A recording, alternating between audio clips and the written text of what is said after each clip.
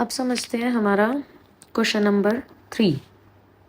रिक्त स्थान का मान ज्ञात कीजिए, जिसमें कि पहला है हमारा 20 सेंटीमीटर आधार दिया हुआ है और हमें क्षेत्रफल दिया हुआ है। चलो करते हैं क्वेश्चन नंबर 3। देखो क्वेश्चन नंबर 3 स्टार्ट करते हैं। अब समांतर चतुर्भुज का क्षेत्रफल है। समांतर चतुर्भुज का क्षेत्रफल क्या होता है? आधार गुणा ऊंचाई। क्षेत्रफल होता है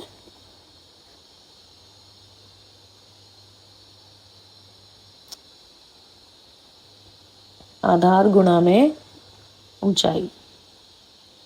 अब देखो क्वेश्चन नंबर 3 हमें क्या दिया हुआ है। इसमें आधार जो हमारा है 20, समांतर चतुर्भुज का क्षेत्रफल 246, तो यहाँ 246 सेंटीमीटर स्क्वायर लिख दिया। आधार 20 सेंटीमीटर और ऊंचाई हमें निकालनी है। 246 को इधर ही छोड़ो, सेंटीमीटर स्क्वायर बटे में 20 सेंटीमीटर बराबर ऊंचाई। अब देखो ऊंचाई इधर ले आते हैं। ऊंचाई बराबर भाई 246 है। ये सेंटीमीटर गुना सेंटीमीटर लिखा है सेंटीमीटर स्क्वायर की जगह, 20 सेंटीमीटर हो गया। 1 सेंटीमीटर से 1 सेंटीमीटर कटा और हम इसे काटेंगे। काटने पे 2 की टेबल से 10, ऊपर आया 123। आंसर क्या हो गया हमारा? 12.3 सेंटीमीटर। 1 सेंटीमीटर बचा ना, इसलिए 12.3 सेंटीमीटर ये हमारी ऊंचाई आ गई। नेक्स्ट बी पार्ट, आधार निकालना है, ऊंचाई 15 और क्षेत्रफल दिया हुआ है। सेम टू सेम चीज़ करेंगे जैसे इस क्वेश्चन में करी। क्षेत्रफल किसके बराबर रहता है? आधार गुणा ऊंचाई। अब क्षेत्रफल क्या है? आधार तो निकालना है, ऊंचाई की जगह पे 15 लिख दो, सेंटीमीटर साथ में। क्षेत्रफल 154.5 सेंटीमीटर स्क्वायर। आधार इधर ले आते हैं।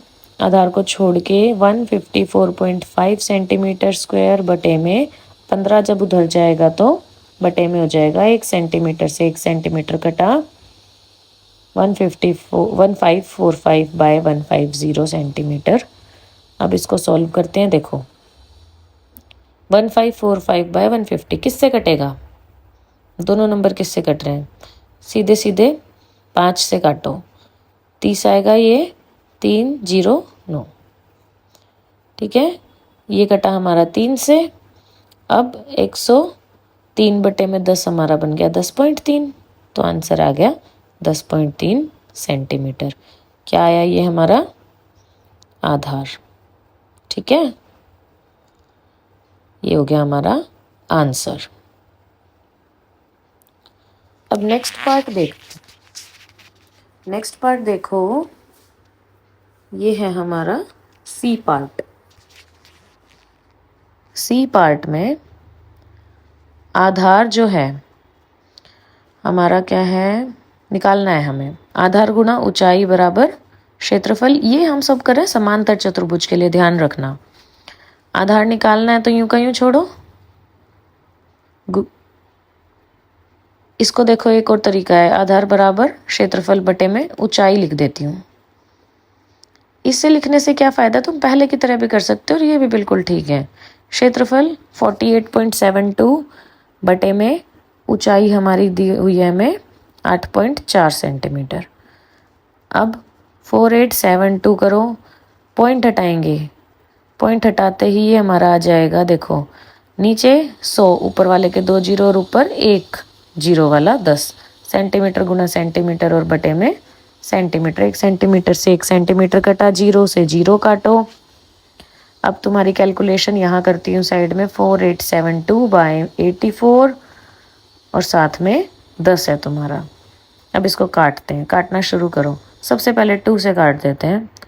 ये आया हमारा 243, 6, 2, 1, 1, 2, 1 और 8। अब देखो ये किससे कटेगा, 3 से कट रहा है, 7 पे गया, 4, 0, 6।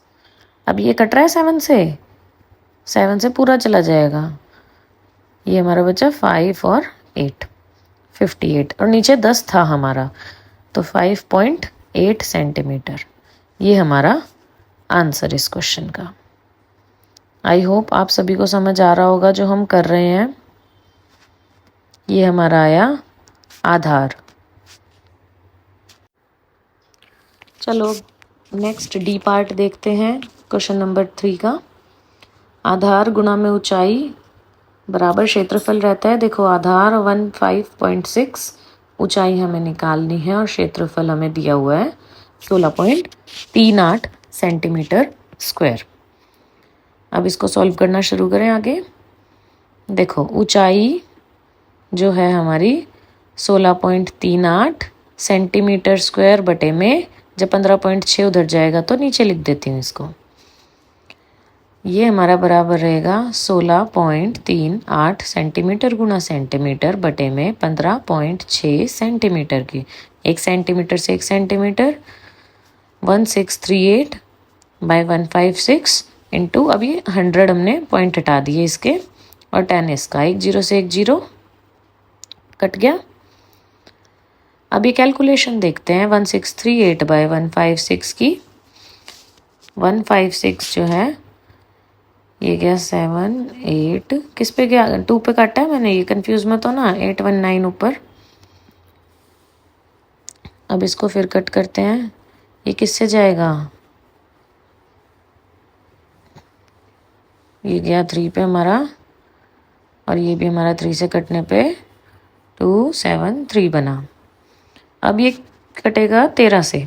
देखो 13 दूनी 26 होता है, तो 13 से काटो इसको, और किसी से तो नहीं कट रहा। 2 से अगर नीचे वाला काटेंगे तो ऊपर वाला नहीं कटेगा, ठीक है। तो इसलिए हम इसको 13 से काटेंगे। 13 की टेबल याद कर लेना सभी बच्चे। 13 2 ज़ा 26 और 13 2 ज़ा 26 और 1 और 3 1, 21। 21 बटे 2, 21 बटे 2 और नीचे 1 10 हमारे पास पहले से था, ऊपर सेंटीमीटर।